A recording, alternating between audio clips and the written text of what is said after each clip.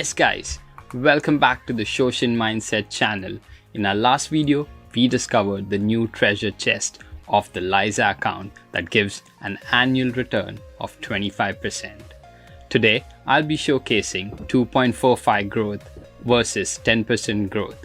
You see, by shifting from a cash ISA on the LISA account to a stocks and shares ISA within the same LISA and investing in something like the S&P 500, which historically has yielded an average of about 10% annually, your returns can shoot up significantly.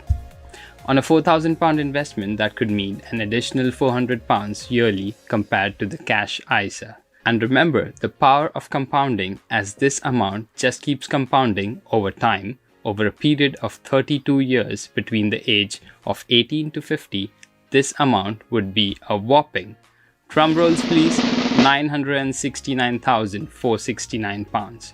And I'm not even calculating the 25% government bonus on the LISA of £1,000 each financial year. You can also watch my video on the power of compounding here, but that's for another time.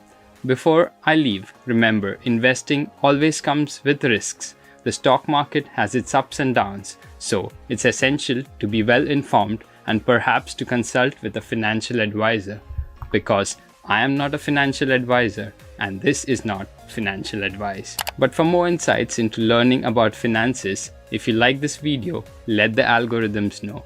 Do hit the like button, ring the bell notifications and subscribe to my channel.